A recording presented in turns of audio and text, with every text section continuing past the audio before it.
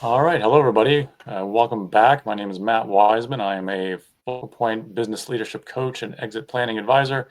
Joining me are my partners, Gina Tabasso of Barracuda B2B Marketing and Rich Bello of Schooley Mitchell. And we are the Manufacturers Efficiency Webinar Series group.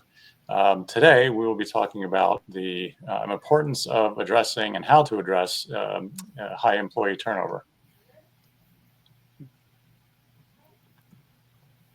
So all industries seem to be struggling with turnover these days. In the manufacturing sector in particular, we're seeing rates as high as 20% in some businesses.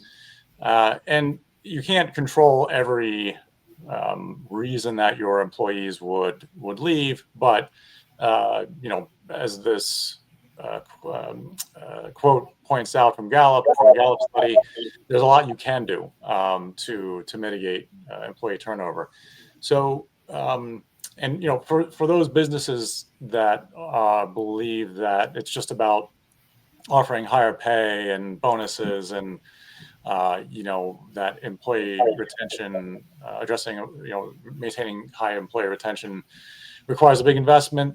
There are low cost ways that not only would address high turnover, but would also benefit your business in many other ways. So we'll get into that throughout this presentation. So I won't dig into every one of these stats that I pulled up, but kind of the takeaway is that turnover can be not only an indicator of bigger issues within your business, but it can also snowball into bigger issues. So, as we'll see as I go through the presentation, there are a lot of reasons to head it off as quickly as possible if you start to see in turnover rise within your business. So there are some leading indicators. If the culture of your business is poor, if you're hiring and onboarding practices are not robust, obviously your compensation is low, not competitive. If you're not recognizing your employees, either both formally and informally, if you're not developing your employees, if you have a manager who is maybe not effective or is weak, and you don't have good communication within your business, these are all leading indicators that will drive employees to consider other options. So but these are kind of the typical things we see in businesses with turnover issues. So starting with culture, 56 respondents to a Glassdoor survey said that culture was more important than salary. So in other words, if the culture within your business is toxic, then that's going to be a big driver for people to look elsewhere. Typically, companies with no clear direction, no future state that they're trying to get to, no without any big goals and objectives they're trying to achieve, have a lot more issues with turnover than their peers. And while you know it may not be the case that culture is important in general, speaking in general terms, for baby boomers, they weren't so concerned about culture. It is definitely true with Gen Xers and later generations. They want to have a sense that the company they work for is going somewhere and has a direction, and it's bigger than just making money, and it's bigger than just making payroll each month. Um, this is especially true for millennials and Gen Z workers who not only do they want to work for a company with a good culture and a company that has some future objectives they're striving towards, they also want to know that the company they work for has things that it stands for, has values that guide its decision making, and that the business considers it important to have a positive impact on the community that it's in. It's no longer enough, again, just for an employer to provide a paycheck. And so, if you want, you know, an engaged and consistent workforce that's going to stick with you, then again, you need to have not only the culture, but also the vision and values that everybody understands, everybody within the business understands are important when it comes to decision making and what the company does to improve the community it serves. So hiring and onboarding. So one of the first places you can positively impact turnover is in making sure you're hiring the right people to begin with. If you do have a good culture, and you've addressed, some portion of the things that we talked about, that I talked about on the previous slide, if the people you're hiring don't fit within that culture, then you're likely hiring somebody who's not going to stick around for very long. No matter how good how well they interview, how good they look on paper, how well their experience fills the needs of the business, then if they don't have the right attitude, if they don't, again, they don't fit to the within the culture you have, then that it's not the right employee, and they're likely to leave. Not only that, they can drive they can actually drive additional turnover. So if they are clashing with other employees, and causing issues in on the production floor or in the office, then they could drive other employees to consider leaving. So a big an important component in addressing turnover is bringing in the right people to begin with. As Southwest Airlines co-founder Herb Kelleher once famously said, "Hire for attitude and train for skills." Um, so if you're, I'll go back. So if you're struggling to retain new employees, then take a look at how you are onboarding them. If you don't have a robust onboarding process, then this is another area where you could be losing employees because they're making decisions, within the first 3 months of employment that they're not going to stick around if they don't, feel like they're coming up to speed quickly, if they're not kind of being, welcomed into the culture by the rest of the employees, then again, they will decide that they'll look, consider looking elsewhere, even though they just started the job. Um, so, are you doing things like, first of all, is your onboarding process documented so that it's being consistently taught to people responsible for onboarding employees? Does it include, structured goals and objectives for the employee to achieve within the first 60, 30, 90 days? Depending on their role, are there opportunities for them to, um, become better acquainted with the new employees? For example, having the new employee go out to lunch with a few of their peers, that sort of thing, just so they can spend time um, talking about other things than work, and they can get to want to know each other. And does the onboarding process include defined training programs for new employees? Again, in the interest of helping them come up to speed more quickly. And this is not only an advantage for them, but it's an advantage for you, because the faster they come up to speed, the faster they can start bringing value to the business. And then make the onboarding process closed loop.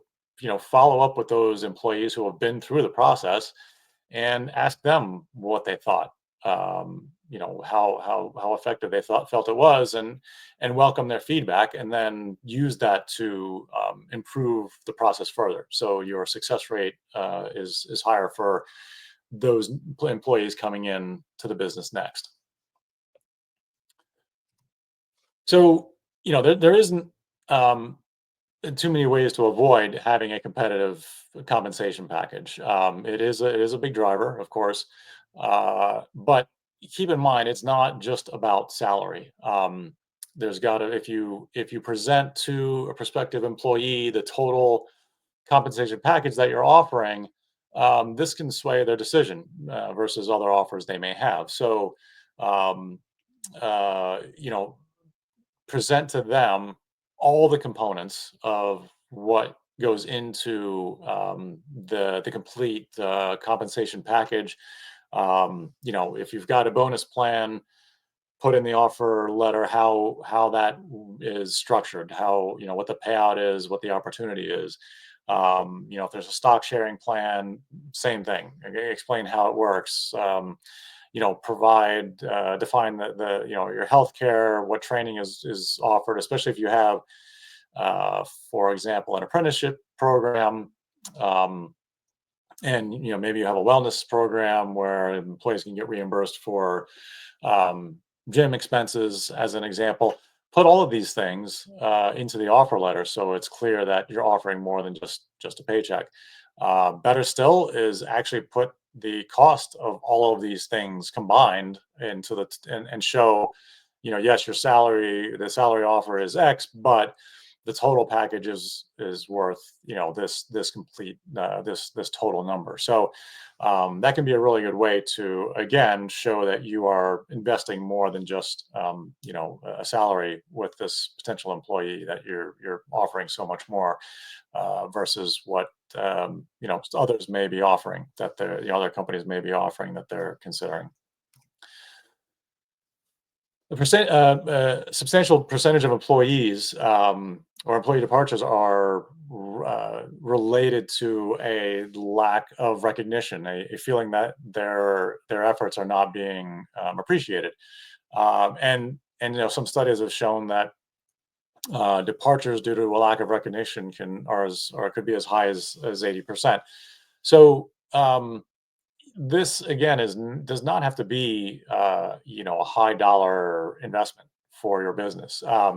Just it can be a simple you know verbal recognition at a company meeting, or you know an email that goes out to thank a person or a few people for you know coming in over a weekend to get an order out the door, or you know putting in extra hours to get a project completed on time.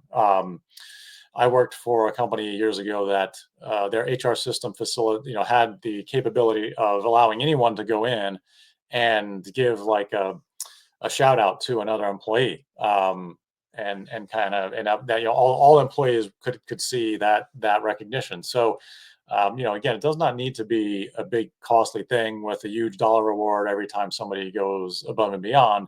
Um, but there does need to be, it does help to have kind of a structured you know, recognition, you know, system in place, and some opportunities for everybody within the business to recognize someone else. It goes a really long way. And yeah, just as the quote at the bottom of the slide says, you know, people will work for money, but they'll go the extra mile for recognition, praise, and reward. So if they think they are going to be recognized for, you know, doing a little extra, they're more likely to do it. This is another big one. Again, especially for you know employees of the later generations, if you will.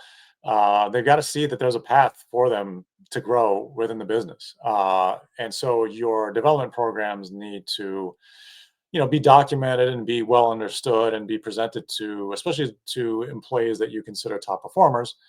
You know, you've got to show them, hey, okay, you know, if we want to keep you around, and we know that you have ambitions beyond your current role, so here are some paths for you, and how you can get from where you are to to the next level. So uh, you know, have those at your disposal. Make it clear what's required, so that it's consistent from from one employee to the next. And you know, it can go a long way again in retaining employees, especially of you know the millennial and Gen Z generations. Um, so you know, think about typical paths within your organization. You know, having a a junior employee on the production floor move from technician to shift supervisor to department manager and so on, and kind of map those out, and what you would require somebody in each one of those levels to do to get to the next level, and document those for your business. So, um, as the quote and the statistic here shows, managers that have direct reports can go a long way in addressing turnover. Those that are effective and empathetic will have a massively positive impact on for the employees who report to them. Um, I've been at places that where the culture was not great. The top level leadership was not what you would call outstanding. But there were certain departments within those companies that the employees had long tenures. They seemed generally happy, and they were very effective as a department. And it was largely because they had effective managers that were able to kind of filter out the noise, if you will, and not block, but essentially provide, support for their team to keep them from getting caught up in things that were going on elsewhere in the business. So, um, y- these are the types of managers you want. One recommendation I would have is don't use promotion to a manager's position as a form of recognition. And what do I mean by that? It is a very common flaw for a business to, um, you know, identify a particular employee who's a top performer in their role, an individual contributor, and decide to promote that person into a manager's position, and it's a disaster. It can be that the person's really not interested in that type of role. They don't have the right skill sets to be a manager. So, don't just promote an individual contributor into a management position to recognize them for their contributions. Make sure that the fit is there. Make sure that that's a direction they want to go with their career. And then, make sure, going back to some of the things I talked about earlier, make sure that there's robust training programs in place to help them become, effective and empathetic managers. As always, communication is key. Recall that the statistic from one of the opening slides, where 42% of employees felt that the reasons they had left a business could have been addressed by the company. In other words, the company could have done something to prevent them leaving. And how would you know what that is if you're not actually having good communication with your employees? So this is it has to be done at many levels. It's got to be from the top. The leaders, the owners of the business, communicating at all hands meetings. um, Senior leaders doing what has been referred to in places I've worked as skip level lunches, where employees get to sit down and have lunch with somebody in the business a level or two above them, and just have a conversation and communicate their concerns. It has to be an open and honest, venue for them to talk, about how they feel about where the company is at and things that could be done better. And so, all of these things need to be getting done, through, again, one to many opportunities, and then one to one. Direct managers should absolutely be having one-on-one meetings with their direct reports, at a minimum once a month. Uh, Again, to have kind of open and honest conversations with those employees to understand, where they're at. And these are often the first opportunities where the company's going to be able to identify someone who is potentially a high risk, having a high risk of leaving the business, and they can kind of head it off at the pass. So you got to be having these, deliberate communication opportunities. They need to be, recurring. All hands meetings should be monthly. Senior leaders should be taking groups of employees out, on a monthly basis, and rotating through the entire staff over the course of a year, let's say. One-to-one meetings, again, should be held monthly with employees. So really critical. And employees, again, HR should be checking in with employees, at least quarterly, just to see how things are going. And again, having a conversation where the employee is free to speak openly about where they're at, where their head is at, things that are going well and things that are not going so well, so that those challenges can be addressed, or those things that are being done well can be built on. So I obviously thrown a lot out in this webinar so far, but even if you pick just a few things to do, just one or two of the things that I talked about, it'll go a long way in addressing culture. I would say if you're going to start anywhere, I would recommend starting with addressing culture. If you do that in a strategic way, in other words, if you know sit down and figure out what your values are, the values of the business are, and communicate those to the employees, set some big goals for the business that are 2-3 years out in the future, um, and then consistently communicate those. That will not only go a long way in starting to break break down your turnover rate, but it'll also start to improve other aspects of your business as well. Um, Once you have this as kind of your guiding north star, if you will, then start to use that strategy and those values to then go to the next level. In your business, start using it to address other gaps within your business. Um, we talked about training programs and things like that, making sure those are documented and well communicated. How you hire and onboard, again, hiring the wrong employee, you're just setting yourself up for more turnover. Make sure that they're a good fit. They've got, the right attitude, culturally, and then train from there. And, again, all of these things, kind of as you pick away at the challenges within your business, should all be tied back to that overarching strategy, those values, your company's mission statement, et cetera. So, key takeaways. We always, as a business leadership coach and exit planning advisor, we always address things from a strategic approach. What's the long view, and then breaking that down, and how do we get from where we are today with the business owner to achieving that big objective in the future. And the turnover is no different. You can't close all the gaps at once if you have high turnover, but you can start chipping away at it a little bit at a time.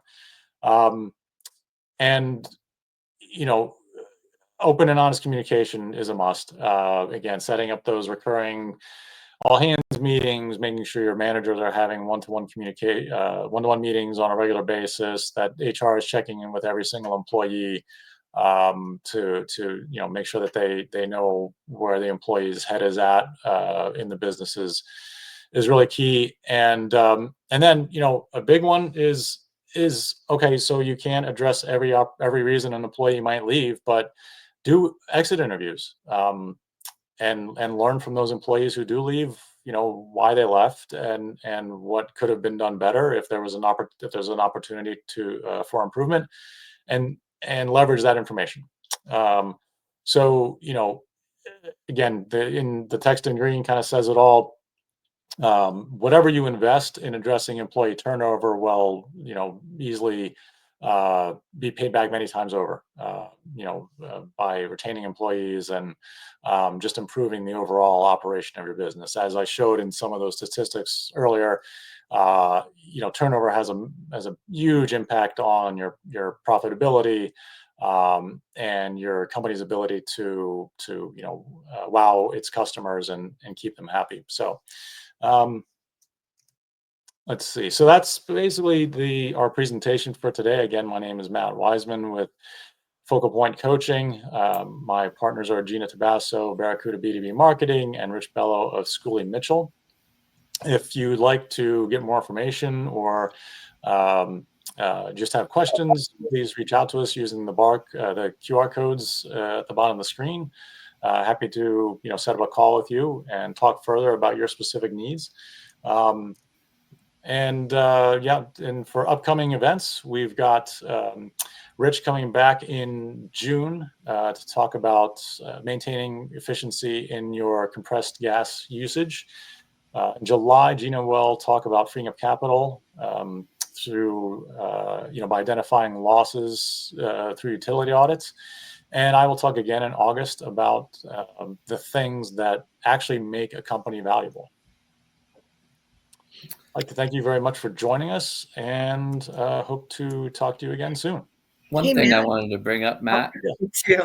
Please do. Yeah, just one thing that really resonated with me through your presentation was specifically the one-to-one meetings, manager to direct report, and the information and the valuable information that managers can gather from those conversations directly in regards to employee development is huge. And it goes back to the point that you made a couple times about promoting top performers into management level positions, because as you mentioned, and I've experienced this in my own career, specifically in sales, the top performers, whether it be your salesman or someone on the production floor, the job that they're doing really well, they may just be happy doing that job and continuing to do it as well as they can. And, maybe growing their book of business if it's a sales position, or maybe taking on a couple other responsibilities if it's a production-based position.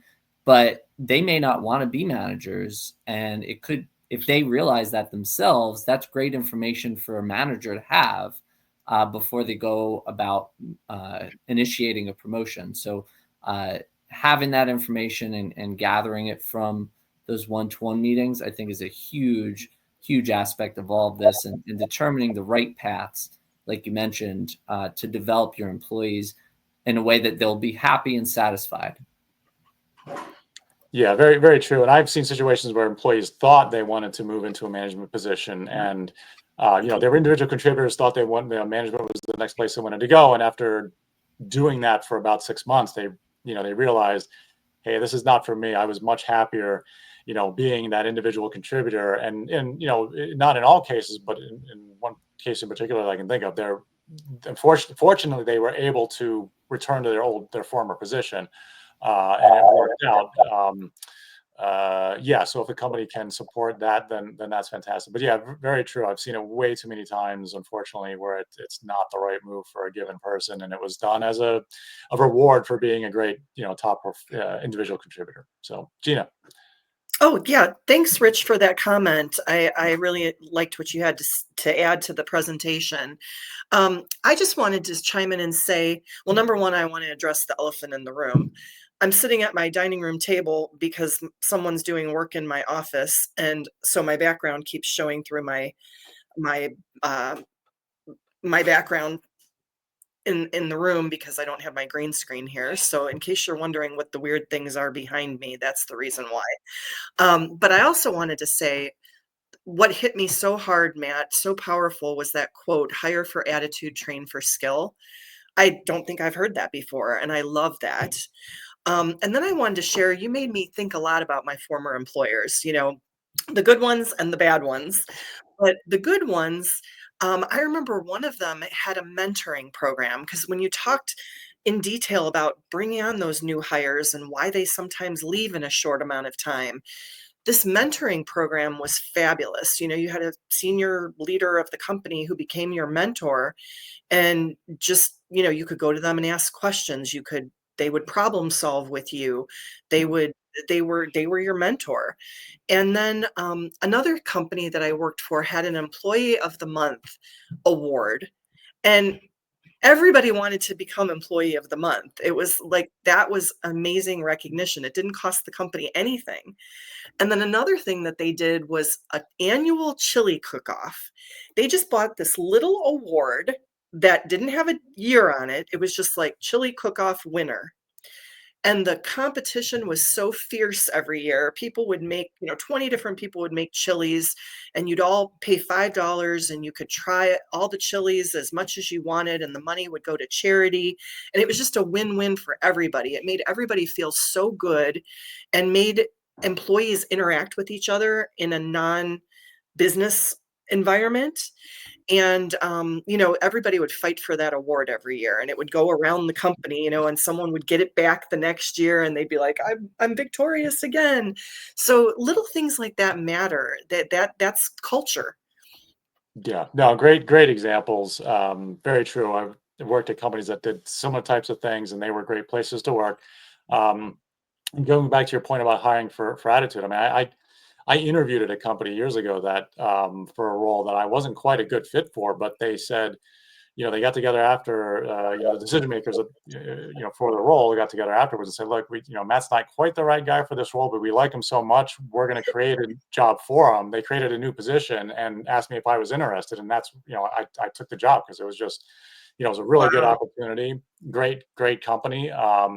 So yeah, totally, the way to go when you're, interviewing candidates and considering them for roles within your business. So yeah, really good feedback, guys. And yeah, thank you for adding the comment about mentoring. That's a really strong one. Every employee should have a mentor assigned to them when they come on board, somebody they can go to help them kind of come up to speed as quickly as possible. Yeah, great idea. All right. Well, thanks again for joining us, everybody. And we will be back next month with our next webinar. Thank you. Bye.